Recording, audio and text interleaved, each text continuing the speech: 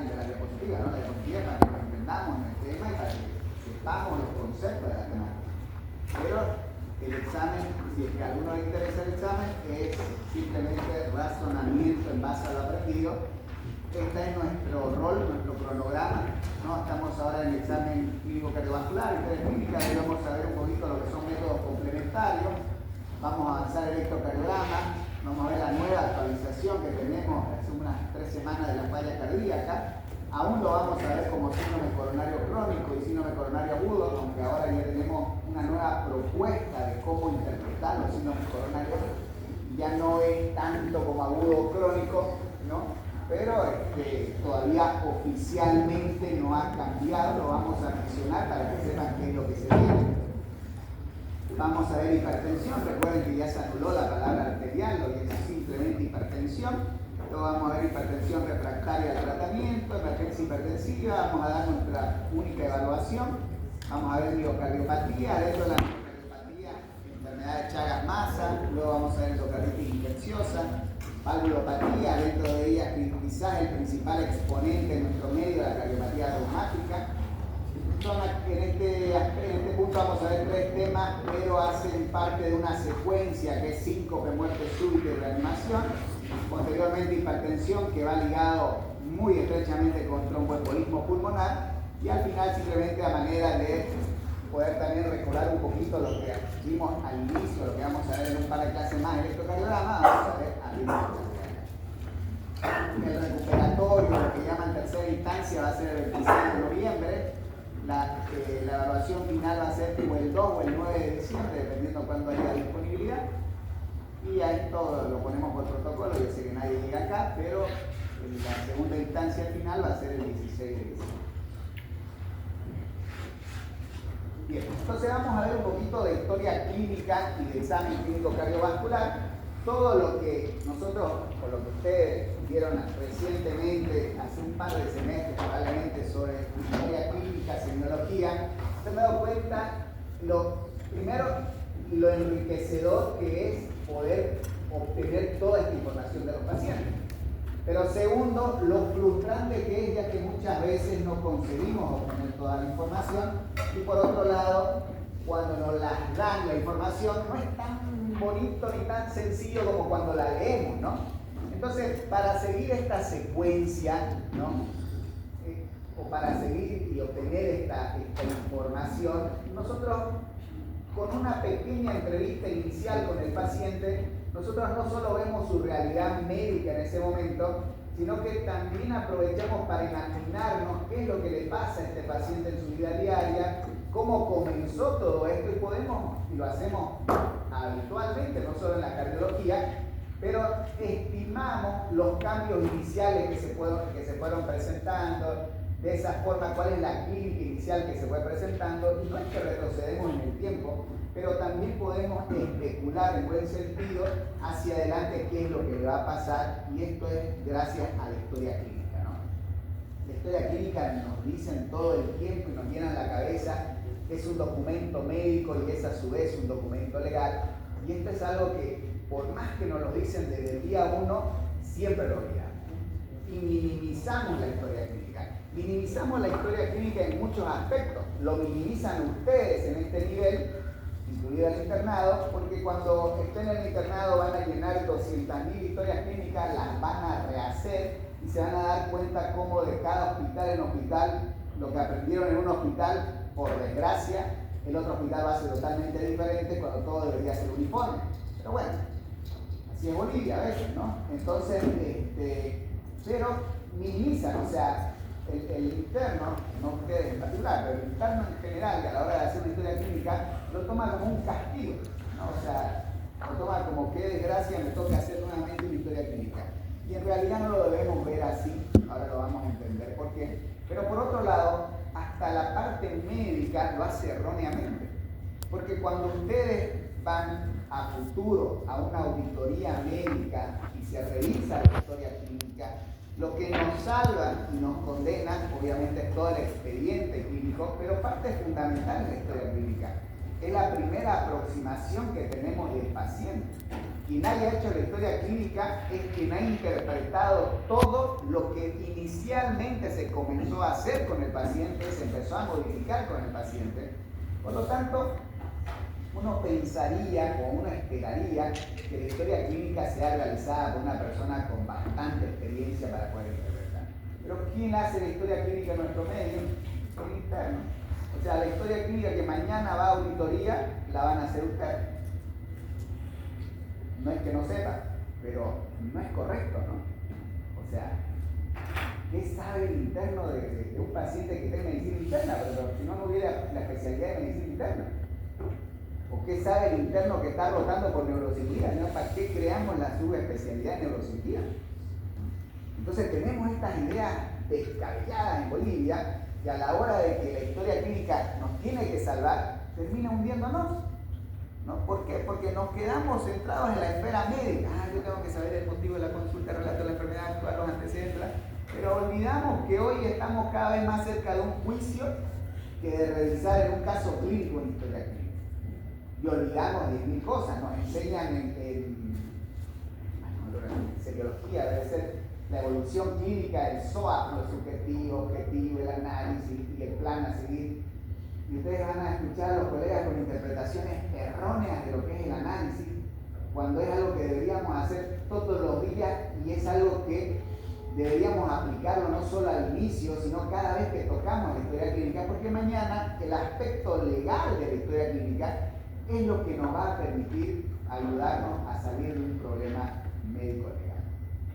Por otro lado, cuando aprendemos semiología en cualquiera de los libros que tengan, nos dicen que la historia clínica tiene una organización o una arquitectura más o menos homogénea entre todos, ¿no? Es decir, motivo de consulta, 3 a 4, de ser posible 3 y no 4, motivo del relato de la enfermedad actual, antecedentes familiares, antecedentes personales, medicación habitual, signos vitales, examen clínico o examen físico, generalizado, examen físico por sistema, y recién al final llegamos a la impresión diagnóstica. Y esto no importa el libro que leamos, pero si ustedes han ido a diferentes hospitales, van a ver que el Hospital San Juan de Dios tiene una historia clínica de 25 páginas de medicina interna. Obsoleto, absurdo, no tiene sentido en el 2026 tener una historia clínica así. Se van al frente a la maternidad y es una hojita de doble cara que hay que piquear nada más porque tiene entre amarillo y blanco y que le sirve a ellos. Van al hospital de niños y más o menos hay que dibujar ciertos colores y hay que poner, y dentro del mismo hospital van a neumología y tienen que dibujar los pulmones, pintar dónde está el error. Entonces, yo tengo que vivir en ese hospital, saber manejar esa historia clínica, pero ustedes que después de 2 meses van a rotar a otro hospital es un reaprender y recomenzar. Eso no debería pasar. Deberíamos todos tener una misma historia clínica y todos deberíamos tener un mismo sistema, porque una de las características que tiene que cumplir la historia clínica es que sea de rápida revisión. Imagínense un paciente que está internado como un paciente de clínica médica que ingresó por un accidente cerebrovascular isquémico, le tiró 14 días en terapia intensiva y está en su día 35 en medicina interna. Imagínense el grosor de esa historia clínica que hay que leer. Son tranquilamente 70 páginas que se transforman en 2000 porque hay que entender la letra de quien las está escribiendo. Entonces, la historia clínica tiene un sentido y debemos tomarnos el tiempo necesario a la hora de poder realizarlo y debería ser estandarizado. Ahora, no es hablar ni a favor ni en contra de las gobernaciones o las alcaldías, pero ahora se está mudando toda la digitalización de la historia clínica. Pero se está mudando a la fuerza, porque hay muchos errores. Un motivo por el cual no se hacía la historia clínica digital en Bolivia era precisamente por el aspecto legal. Cuando ustedes hacen una historia clínica a mano y alguien ya escribió abajo, es difícil decir, no, ¿saben qué? Se complicó, mejor hago desaparecer mi evolución, pongo una hojita en blanco y ya está. ¿Por qué? Porque ya está la evolución por debajo de 15 especialistas más. En cambio, en la parte electrónica era sencillo agarrar, no, ¿sabes qué? Me olvidé hace 2 días escribir esto, hoy lo modifico y ya está. Nunca pasó, si pasó, si lo vi. Entonces, ese era un gran limitante. Pero bueno, a tropiezos o no, estamos entrando a la digitalización de la historia clínica y eso sí lo va a hacer uniforme y por suerte vamos a tener una sola historia clínica. Pero hay que tomarnos el tiempo necesario para poder estar y para poder plasmar las cosas que es de utilidad para nosotros y que es de utilidad para el paciente. Imagínense ustedes de aquí a un par de años, ella cirujana plástica, el doctor acá cirujano cardiovascular, el doctor allá neurólogo clínico, y le pide una interconsulta a un paciente que está 15 días internado en un hospital. Imagínense que tienen solo 10 minutos para ir a verlo porque ya los están llamando de otro centro. Imagínense revisar 70 hojas de historia clínica. O sea, no tiene sentido. Entonces, para eso el SOAP nos da la solución y nos dice, bueno, obviamente nos va a mantener actualizados sin olvidar lo que ha estado pasando antes. Una historia clínica para el diagnóstico tiene 4 objetivos. Primero, descubrir los síntomas, obtener descripciones cuantitativas exactas y asegurar una cronología precisa de estos eventos. ¿Para qué? Para determinar cómo la enfermedad ha cambiado la vida del sujeto. Porque historia clínica del hospital 1, 2, 3 o 4 no importa. Lo que importa es que esta historia clínica existe porque hay un paciente que por susto, por miedo, porque algo le ha pasado, ha decidido acudir a un centro a buscar ayuda. Entonces, gira en torno a él. Algunas cosas que tenemos que tener presente a la hora de hacer la historia clínica. Por favor, si ustedes se tienen que ir a las 5 de la tarde porque están saliendo de turno y llegó un paciente a las 5 menos 10 minutos, pena por ustedes. No pueden estar a la apurada en 15 minutos haciendo una historia clínica, dejando vacíos en la historia clínica, pero por otro lado no escuchando al paciente. El paciente lo primero que busca, y cualquiera de nosotros en algún momento fue o va a ser paciente, es que alguien lo escuche. O sea, antes que lo curen, busca que alguien lo escuche. Entonces nosotros, que desde el primer día que estamos en la carrera de la medicina y que juramos que esta es una actividad también filantrópica en la cual demostramos el amor hacia la humanidad, lo menos que tenemos que tener es tiempo para escuchar a ese paciente, ¿no? Entonces, no le importa al paciente si estamos apurados, y si estamos apurados, desgraciadamente, mala suerte para nosotros, no lo debemos demostrar. Si les toca, como les va a tocar a la gran mayoría, llegar con pacientes que ya están hospitalizados y les dicen, ¿saben qué? Hay que hacer una historia clínica. No, revisemos primero la historia clínica, leamos qué han pensado los colegas, qué han razonado, y en base a eso hacemos nuestra nueva historia clínica. Porque si no va a ser un eterno recomenzar. Y el final de la historia clínica tiene un aspecto interesante que se llama hipótesis diagnóstica o impresión diagnóstica. Esto lleva implícito la palabra error, es decir, me puedo equivocar. Entonces, el hecho de que ya haya estado un paciente unos días internado implica pues que ya se han equivocado los anteriores y no voy a comenzar de cero equivocándome desde el inicio nuevamente. En Bolivia nos obligan, entre comillas, en los hospitales públicos a hablar, o al menos conocer o entender un idioma denominado originario. Y esto desde el inicio se ha politizado, y en Santa Cruz el idioma originario que tenemos que saber es el guaraní. Ahora díganme cuál es la probabilidad de encontrarse con un paciente en un hospital público que hable guaraní frente a un paciente que hable quechua. Pero la ley me dice que si me habla en quechua yo le voy a responder en guaraní, pues no, porque es lo que me obliga la ley. Entonces nosotros tenemos que admitir cuando estamos confundidos y el paciente nos cuenta algo en sus palabras y no tenemos idea muchas veces de lo que está contándonos. Tenemos que tratar de detenernos un rato y preguntarle de qué se trata lo que nos está diciendo. Y esto lo vemos muchas veces en los dolores de pecho. Por ahí el paciente que sí sabe de algo que ya le ha pasado varias veces le dice que el problema que él tiene es una culebrilla y nadie tiene idea de qué es una culebrilla y simplemente le dice sí, pasa de largo, y no nos detenemos a pensar qué diablo es una culebrilla y en realidad nos está hablando de herpes zóster y eso, ese es el dolor del pecho. Entonces ya no sigo adentrándome en una angina ni pensando en una enfermedad coronaria. Entonces tenemos que evaluar esto. Y si bien no vamos a cegar nosotros en la cardiología y vamos a centrarnos en antecedentes de importancia o relevancia cardiovascular, es simplemente por finalidad didáctica, todos los antecedentes son importantes. Partimos siempre de aquello que motiva a que el paciente acuda al médico. El paciente puede tener una dolencia, un malestar hace 6 meses, pero de repente no dice un 6 de agosto feriado a las 3 de la tarde, estoy sin hacer nada, mejor voy a la emergencia del Hospital San Juan de Dios a ver qué estoy teniendo. Generalmente el paciente, o cualquiera de nosotros, para ir al médico es porque algo ha cambiado, algo nos está asustando, pero por más que lo tengamos ya hace unos meses, algo ha cambiado recientemente que ha generado temor y que es lo que nos ha permitido levantarnos y acudir a una, no importa si es público, privado, lo que sea, pero a un sistema de emergencia o a una consulta.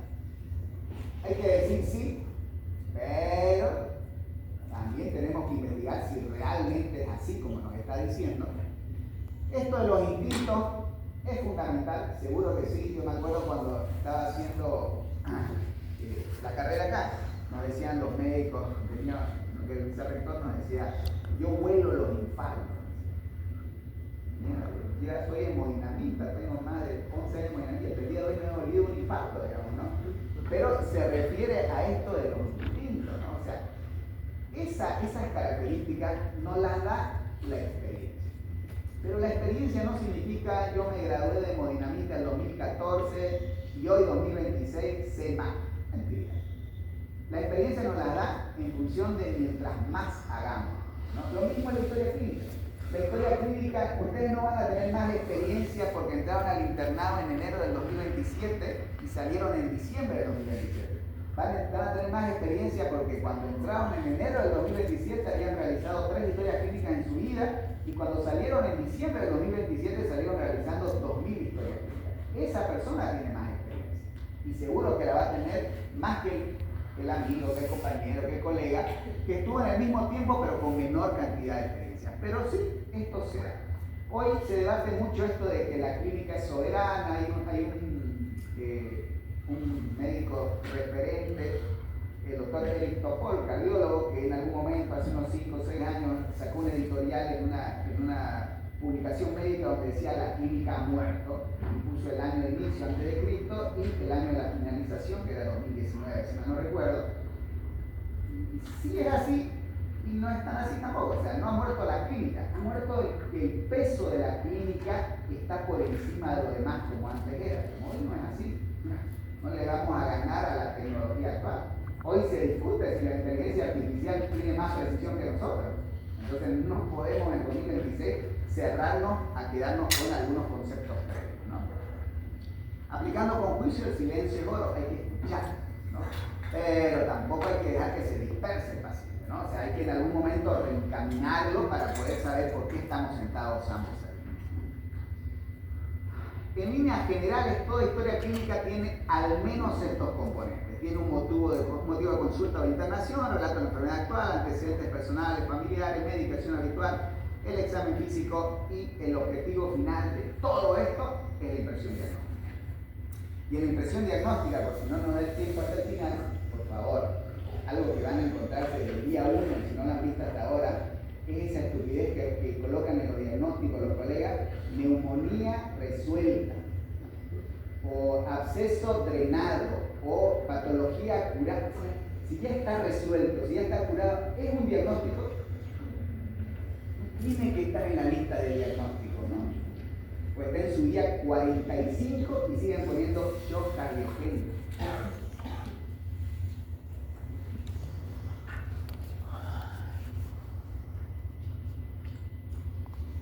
Cuando nosotros nos sentamos al frente de un paciente, ¿no?, entran en juego muchas cosas.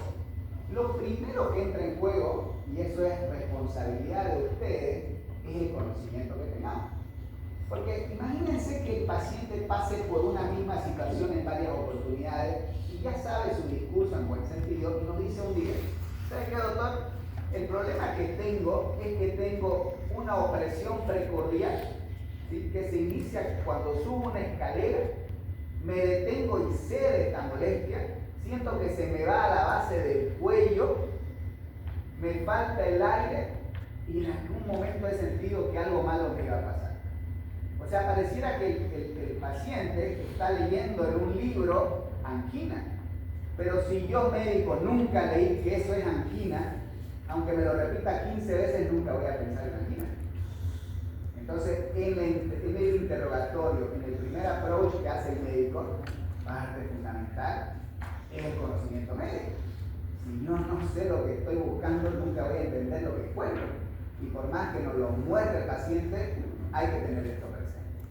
Por otro lado, decíamos hace un momento el tema de la experiencia, ¿verdad? Esto es importantísimo. Yo les decía esto de que el interno hace la historia clínica, pero sacando la historia clínica hospitalaria, cada consulta es una mini historia clínica, ¿cierto? Cada consulta es una mini historia clínica. Ahora, si nosotros necesitamos experiencia para que cuando la doctora me cuente algo, yo en mi cabeza ya estoy interpretando lo que ella me está contando, ¿no debería el residente de último año ir a hacer la consulta externa? En sentido común, ¿no?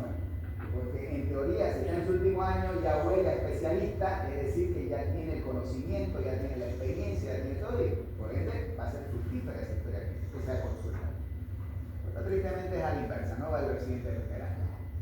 Entonces, esta relación médico-paciente que se da cada vez que hacemos una historia clínica es fundamental para poder obtener la mayor cantidad de datos importantes. Y parte de esto, del interrogatorio. Y el interrogatorio es fundamental. Ustedes pueden ser, y sin meter a ninguno de ustedes en el ejemplo, digamos, yo soy una persona floja y agarro y disfrazo mi flojera diciendo que los inteligentes son flojos, entonces listo, me alimento yo mismo, digamos, ¿no? Pero bueno, si yo soy un médico flojo y no quiero levantarme del escritorio a la hora de ver a una paciente en la consulta, pero tengo un buen o realizo un excelente interrogatorio, anteriormente yo con eso tenía el 80% del diagnóstico. Imagínense, no lo he tocado al paciente, no le he pedido un solo método complementario, solo conversando con él, antes tenía el 80% del diagnóstico. Hoy ese 80% ha bajado a un 60%. No es que ha ganado el examen físico y hoy palpamos mejor, percibimos mejor, sino que ese 80-60% que ha caído es porque lo que ha incrementado y ha ganado terreno son los métodos complementarios, la tecnología. Entonces, el interrogatorio es fundamental. Ustedes en esta universidad, al menos, y me parece que generalmente en Sudamérica, el libro de medicina interna que más leemos es el libro de Harrison, ¿no? Toda su variedad, aunque también entra por algún lado Ceci, que es buenísimo, y en menor medida, aunque en Brasil creo que está muy metido, Barrera, ¿no? Pero dentro de los tres libros, el que más se consulta en nuestro medio es el libro de medicina, Principio de Medicina Interna de Harrison. Bueno, el doctor Harrison, ¿no? Él decía que cuando venía un paciente al hospital, él dejaba que sus fellows, o sea, sus residentes, sean quienes vayan a hacer el examen físico, pero él era el que iba y que interrogaba al paciente. ¿Por qué? Porque obviamente tenía metido esto en la cabeza que el interrogatorio, que es fundamental para el diagnóstico, requiere experiencia. ¿Qué características en común están presentes a la hora, o en la mayoría de los síntomas? La localización, la calidad, cuantificar, la cronología, en qué situación se da, qué factores modifican para arriba o para abajo y qué se asocia durante la presentación de los síntomas. Cuando nosotros vemos síntomas en medicina interna, hay un montón. O sea, un montón de síntomas. Pero en cardiología, y eso lo hace tan fácil, es que son poquitos los síntomas, ¿no? Y es más, dentro de estos síntomas, los más frecuentes son 6 o 7 que vamos a ver, que son estos. Y es más, dentro de estos, el más frecuente son estos dos, ¿no? En el ámbito hospitalario y fuera del ámbito hospitalario, palpitaciones y cefalea. Entonces, no son tantos los síntomas y esto es lo que vamos a ver como parte de la evaluación de los pacientes. De lejos, en cualquier escenario, el motivo de consulta más frecuente porque causa temor es el dolor, ¿no? En este caso, el dolor precordial. Pero el dolor precordial, la pregunta es, ¿por qué causa temor el dolor precordial?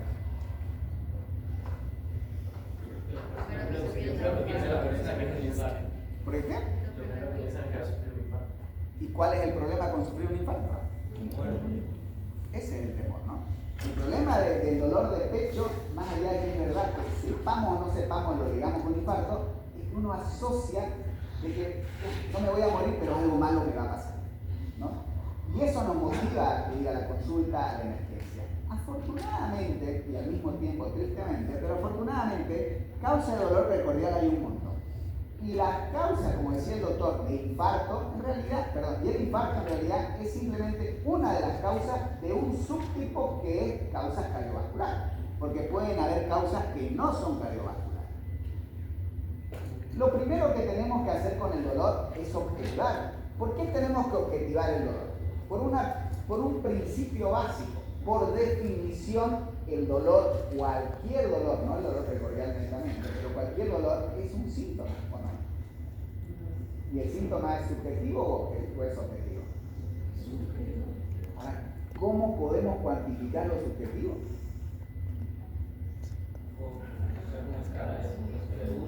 Cuantificamos lo subjetivo objetivándolo. Lo tenemos que sacar de esa subjetividad y haciéndolo objetivo. ¿Por qué? Porque si yo le pregunto a la doctora, yo le hago así y le digo, ¿te dolió? Y ella me dice, sentí dolor. Y ese dolor, ¿qué tan intenso era? ¿Moderado? ¿Qué es moderado? ¿Moderado para ella? ¿Moderado para mí? ¿Será que él siente el moderado de ella y el moderado?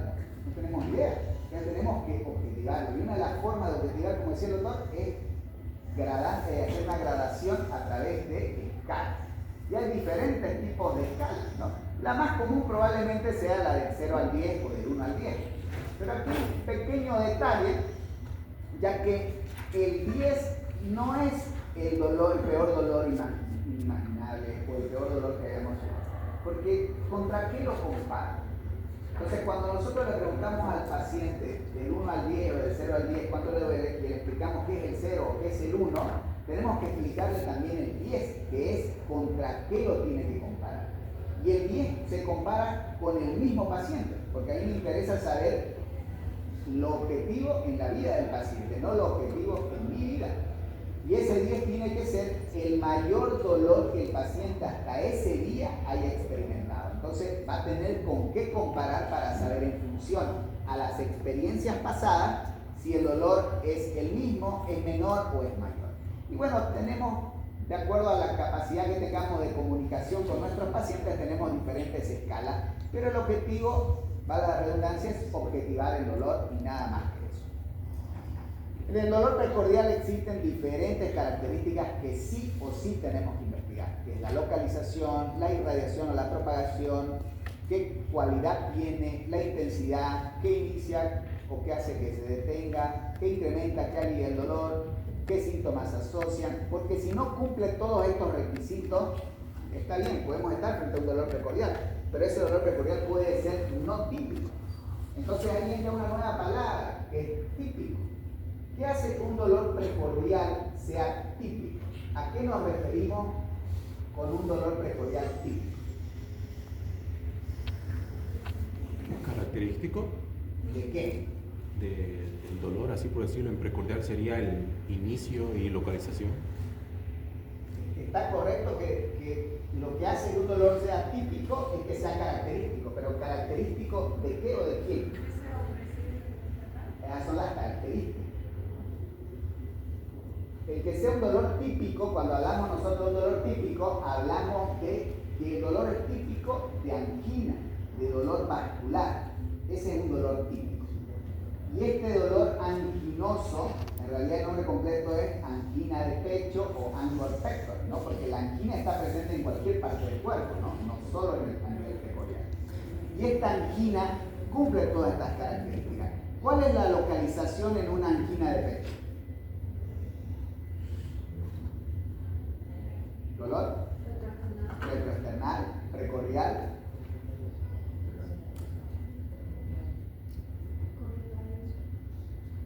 Vamos al otro punto. ¿Cuál es la irradiación o la propagación que puede tener una angina? ¿Brazo? ¿Y el derecho? ¿Qué más? ¿Qué más? Entonces, para cuando veamos enfermedad coronaria, van a ver que todo dolor, no importa el resto de las características, todo dolor de la mandíbula al ombligo se tiene que realizar un electrocardiograma. ¿Por qué? Por la irradiación y la propagación. ¿Cuál es la característica de este dolor precordial? Opresivo, sensación de peso, ¿no? Asfixiante, dicen algunos pacientes. ¿Qué tan intenso es? Mucho, de moderada a gran intensidad, ¿no? Dependiendo. ¿Qué inicia y cuándo? O sea, ¿cuándo se inicia y cuánto tiempo dura? Puede ser Típico, ¿no? súbito, como también puede ser, digamos así. ¿Cómo? Puede ser súbito, como también puede ser progresivo. No. Estamos hablando de típico, no es uno u otro. Ah, ¿Cuál? ¿Cuándo inicia? Más que súbito, no. ¿Cuándo inicia el dolor? ¿Qué es lo típico? Al esfuerzo. ¿Al esfuerzo o al estrés? Sí. ¿Cuánto tiempo dura típicamente un dolor anginoso? ¿Cuánto? ¿Menos de? 5 minutos. ¿Qué? ¿Segundos? ¿Horas? ¿Días? Minutos. 10 minutos en promedio, 10 a 15 minutos en promedio. ¿Qué aumenta y qué alivia el dolor? Aumenta, ya dijeron, la actividad física y el estrés. ¿Qué alivia el dolor? El reposo, la disminución de la actividad física, y si los dos fallan, si los dos fallan, si falla tanto ya descansar, sentarte y sigue con dolor, ¿qué lo va a aliviar? La administración del nitrato, ¿no? ¿Puede tener síntomas asociados? ¿Cuál? La arritmia, sudoración, náusea. No es típico. Entonces, cuando alguien nos dice que un paciente tiene un ángulo de pecho o una angina de pecho, pero un ángulo de pecho es típico, nuestra cabeza, nuestro cerebro inmediatamente tiene que procesar que ese paciente está teniendo un dolor de pecho localizado en región retroesternal, que probablemente se esté irradiando, propagando hacia el cuello, hacia los brazos, hacia el dorso, ¿sí? Que es de tipo opresivo, con sensación de peso, de moderada a gran intensidad, que se inició en la actividad física con el reposo, que dura menos 10 minutos de duración, ¿no? Y que alivia el reposo o la administración del nitrato, y que se puede asociar a arritmia, se puede asociar a sudoración, pero que también se acompaña, porque así está descrito, con sensación de muerte inminente.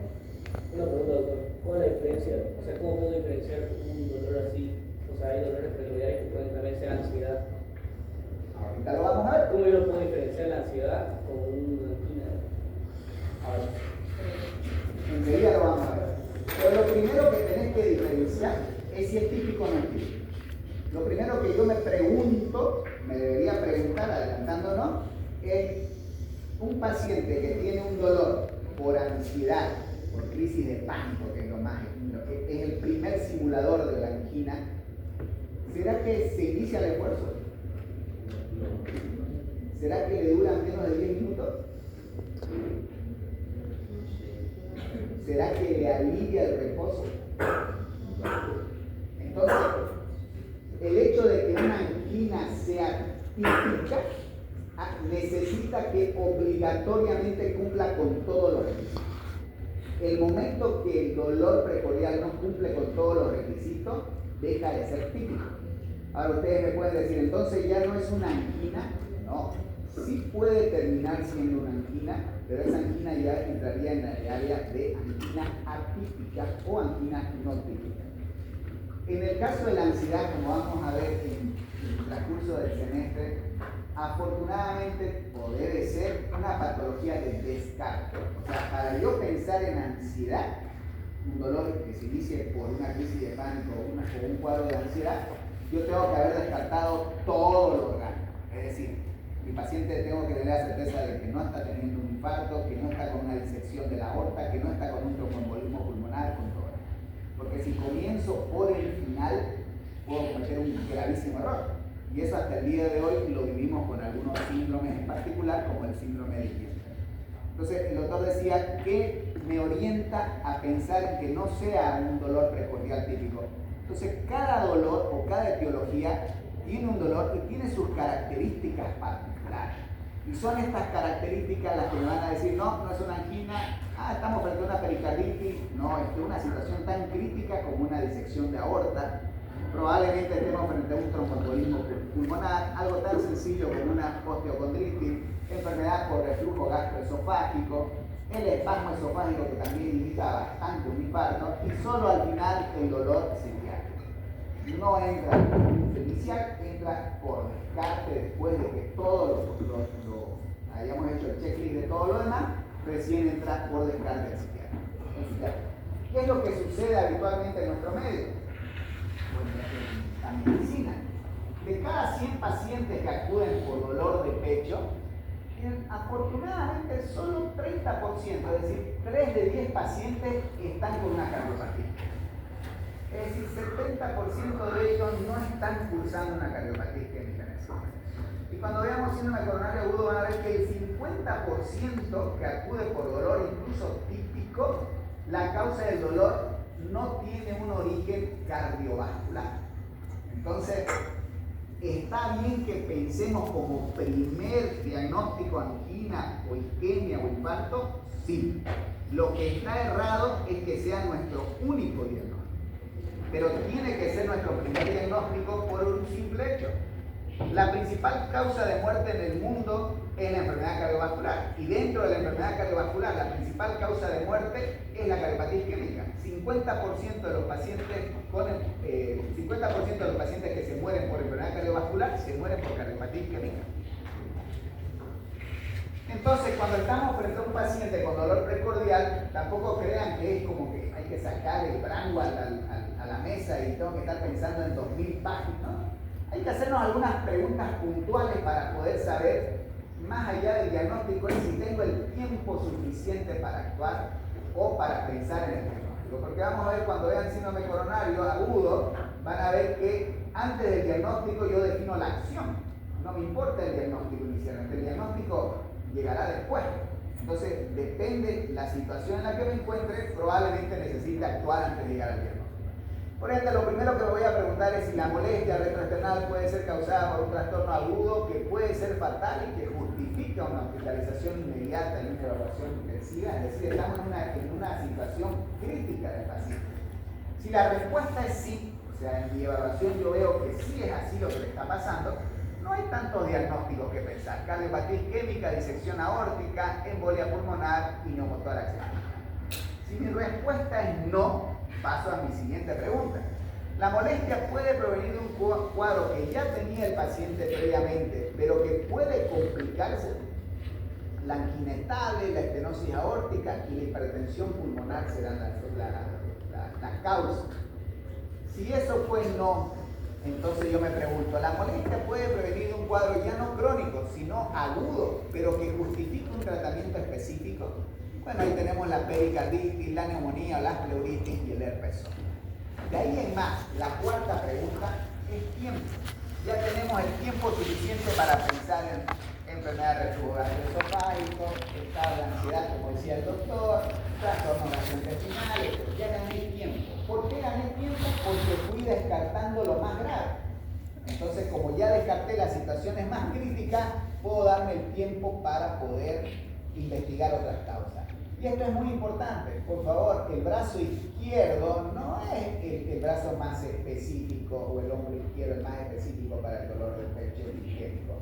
Es el brazo derecho, es el hombro derecho. Por eso es que la tele nos dice que el brazo izquierdo y la gente se agarra el brazo izquierdo. Es el brazo y el hombro derecho, es más específico.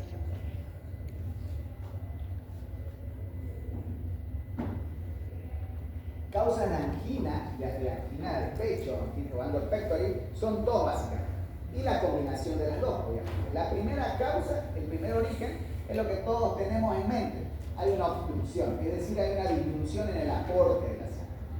Sí, es la angina típica, es decir, es la imagen típica que tenemos de un paciente con un cuadro isquémico, pero es más frecuente el aumento de la demanda, ¿no? Es decir, un músculo hipertrofiado, una estenosis aórtica, etc., van a llevar a angina y también pueden llevar a infarto.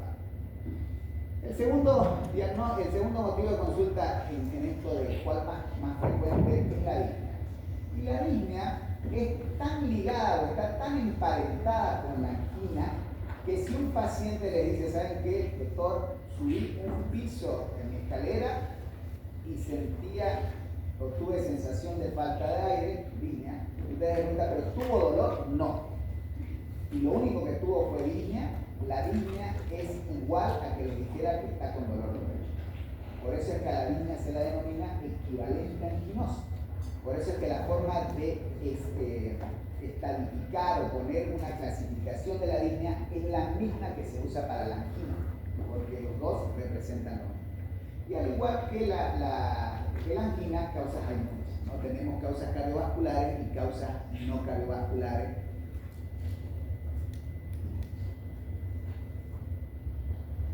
Dos cosas importantes. Uno, si ponemos a la doctora de ejemplo nuevamente, la doctora vino a la clase tarde, subió para el segundo piso y al llegar siente sensación de falta de aire y el doctor acaba de comprarse un oxímetro de pulso y lo estrena colocándole el oxímetro de pulso y el oxímetro mide 100%, le podemos decir que se sienta tranquila porque no está teniendo disnea.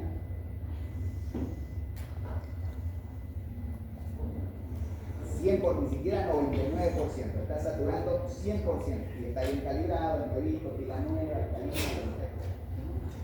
podemos decir que está, doctora, usted no tiene disnea. La disnea que yo sepa se define como la sensación de falta de aire, ¿no? La pregunta, la respuesta. Sí tiene disnea. ¿Seguro? Entonces, el hecho de que como el doctor dice, la definición es la sensación, no tiene relación con que si hay o no hipoxemia o hay o no aporte de oxígeno. Es un síntoma.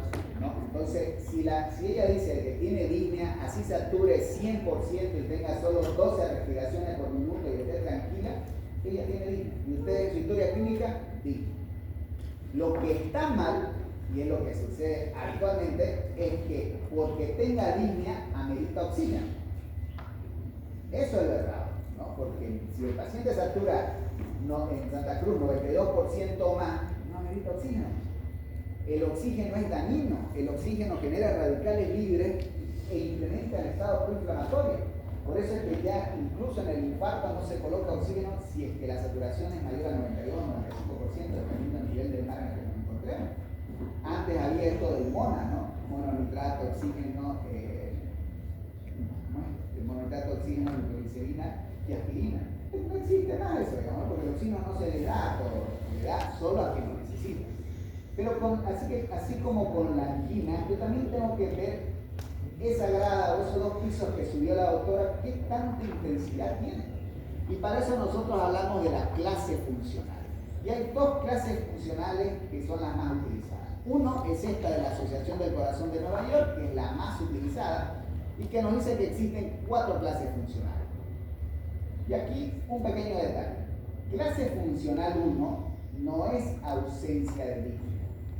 Clase funcional 1 es un paciente que en su vida diaria, en su rutina, no presenta disnea, pero que sí se presenta esta a esfuerzos mayores. Porque otro error que se comete es un paciente que ingresa por cualquier cosa, pónganse los traumatólogos, es una fractura del fémur, el paciente está internado ya con su yeso y pasan visita y quieren hacerse los lúcidos y dicen paciente clase funcional 1. No hay clase funcional 1. No puede existir la clase funcional si es que no hubo disnea previamente. O sea, yo si no tengo auto, no puedo decir mi auto es blanco. Tengo que partir de que tengo. Entonces, si esta es una clasificación de cuán intensa es la disnea, ¿cuál es el requisito número 1 que tengo que tener?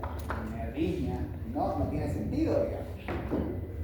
La otra clasificación es la de la Sociedad Canadiense de Cardiología, que igual nos presenta 4 clases funcionales, de la 1 a la 4 en la misma gradación.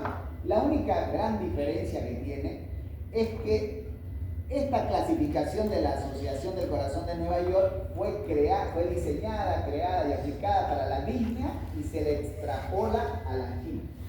En cambio, la de la Sociedad Canadiense de Cardiología fue creada para la angina y se la extrapola para la disnea. Los dos sirven igual.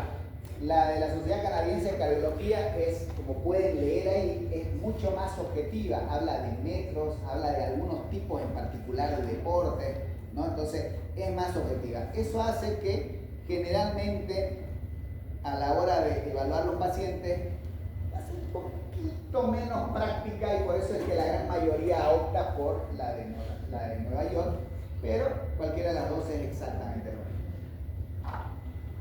Otro gran motivo de consulta es la cefalea. Por favor, la cefalea. Motivo de dolor de cabeza hay un montón. O sea, hay un libro que se llama 1000 causas de dolor de cabeza. 1000 causas de cefalea. Imagínense si yo tengo que buscar 1000 causas en 15 minutos de consulta. No terminamos más. Lo que sí no tenemos que hacer es pensar que la hipertensión da cefalea. Saquémonos eso de la cabeza. La hipertensión nunca eleva, nunca presenta dolor de cabeza. Es más probable que el dolor de cabeza eleve la presión, que la presión alta genere dolor de cabeza. Entonces hay que quitarnos de todo.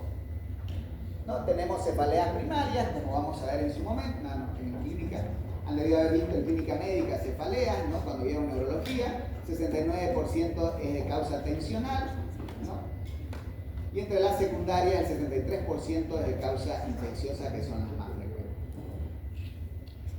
El paciente confunde entre fatiga y disnea. Está bien, es el paciente. Nosotros, en el área cardiovascular, porque el internista también lo puede confundir, no lo criticamos, pero nosotros en el área cardiovascular debemos separar la disnea de la fatiga. Para nosotros, en palabras sencillas, la disnea proviene de acá, del corazón, y la fatiga proviene de la arteria. Es decir, fatiga es igual a nivel cardiovascular de claudicación intermitente. Nos está hablando de isquemia en miembros inferiores o de arteriopatía periférica. Arteriopatía periférica. Palpitaciones. Palpitaciones es frustrante. Justo el día lunes tuve un paciente en el consultorio, 40 años, se sienta y le digo, 40 años, ¿qué haces en la consulta de cardiología? Me dice, doctor, tengo palpitaciones. ¿Cuándo? Ayer no, hace un mes. ¿Qué señor? ¿Qué se debe? No sé, hace un mes tiene palpitaciones. Entonces, las palpitaciones son uno de los motivos más frecuentes, pero causas hay un montón. ¿Por qué? Por la definición. ¿Cuál es la definición de palpitación? ¿Ustedes a qué piensan? ¿O qué piensan que significa una palpitación? La sensación. ¿La qué? La sensación de rítmica. No, porque en realidad no. ¿Cómo van a ver el ritmo? Para ver el ritmo necesitas electro. Entonces, ¿la sensación de qué? De latido. Una palpitación no es nada más que la percepción de un latido. Ahora, es verdad que es más frecuente que estén presentes las palpitaciones en arritmia, en taquiarritmia, es verdad, nadie dice que no, pero no significa que toda palpitación sea una arritmia. Si ustedes están, como vamos a estar en septiembre, dice a sensación térmica de 48 grados por el niño, y no van a tener tiempo de ir a casa a tomar agua y no confían en el agua que viene a la católica porque solo Dios sabe de dónde viene, imagínense al final del día van a estar deshidratados, no van a estar todos con palpitación. El hipertenso no va a estar con palpitación.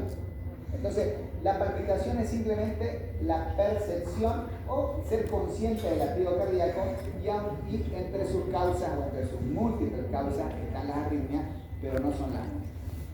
Es más, fíjense, si sumáramos la psiquiátrica, que son 30%, con las que no sé cuál es el motivo, que son 16%, tenemos casi la mitad de todas las causas de palpitación.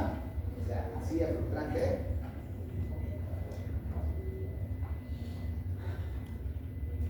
¿Qué es el síncope? ¿Qué es un síncope?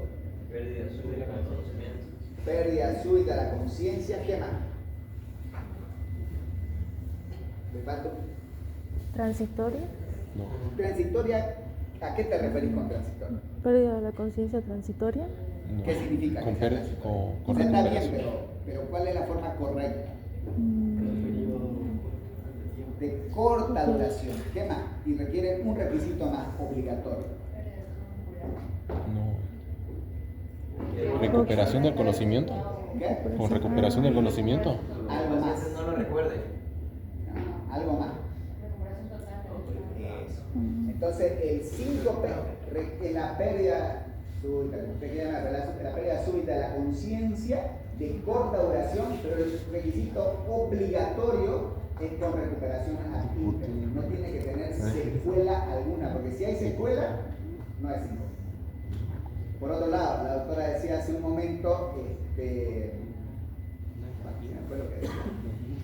El tema es que, pérdida total de la conciencia. El paciente que les relata el síncope, que es frecuente, no síncopó nunca. ¿No? O sea, el paciente ha perdido la conciencia, no sabe.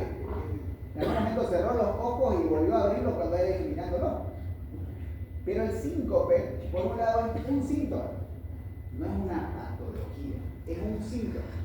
Pero es un síntoma, por un lado, tan frecuente, pero por otro lado, está dividido en 4 grupos bien definidos, que sí es aceptado como un diagnóstico. O sea, si bien es un síntoma, pero ustedes después de escuchar todo lo que les dijo el paciente, ustedes en el diagnóstico escriben síncope, no está mal. Es correcto, se lo acepta, digamos, porque hay múltiples causas, como vamos a ver cuando veamos el tema. Edemas, ¿no? Hoy, si bien edemas está correcto, hoy preferimos hablar de congestión, ¿no? Y para entender los edemas o la congestión, hablamos de la ley de Starling, ¿no? Que no es la misma que la ley de Frank-Starling, ¿no? Esta es la ley de Starling. Y la ley de Starling nos lo decía fisiología desde un principio, que es simplemente entender la permeabilidad vascular en función de la relación que existe en el juego de 2 presiones. La presión hidrostática y la presión oncótica, vista desde 2 escenarios diferentes, intravascular y extravascular. Este equilibrio que nosotros entendimos en fisiología desde el principio, que a mayor cantidad de moléculas vamos a tener movimiento de agua para equilibrar proporciones, y este movimiento de agua es la ósmosis, es lo que nos va a permitir entender si el agua se mueve extravascularmente, generando congestión, o lo que nosotros denominamos edema, ¿no? Múltiples causas, frecuentemente en la consulta éstasis venosa, las venas varicosas, insuficiencia que hoy lo denominamos falla cardíaca, ¿no? Pero también tenemos otros motivos. Esto de la frecuencia relativo depende de quién lo ve. Si el nefrólogo está viendo en su consulta al paciente, probablemente vea más un síndrome nefrótico en la frecuencia de presentación que de causa de insuficiencia cardíaca o de falla cardíaca. Pero bueno, tenemos un montón. Todo esto a qué nos lleva al relato de la enfermedad actual. El relato de la enfermedad actual es simplemente escribir de manera ordenada, de manera estructurada, cronológica, plasmar en un registro toda la información que hemos obtenido. Y por lo tanto debería al menos comenzar siempre de la misma forma, ¿no? Como un cuadro clínico de aproximadamente tanto tiempo de evolución, caracterizado por, y ahí se explaya.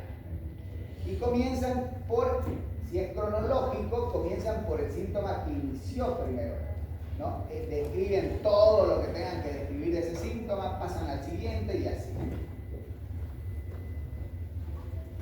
En los antecedentes personales y factores de riesgo cardiovasculares, nosotros en la práctica me refiero a la práctica de cardiología, durante la materia, vamos a mezclar en el mismo punto a los antecedentes personales junto con los factores de riesgo.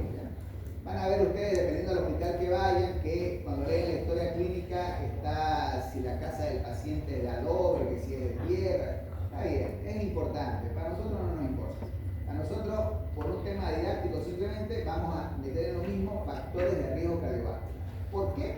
Porque cuando veamos todas las patologías cardíacas, todas comienzan con un aspecto, factores de riesgo cardiovasculares que tiene el paciente. Entonces tenemos que tener bien metido en la cabeza a qué nos referimos con estos factores de riesgo cardiovascular, ¿no?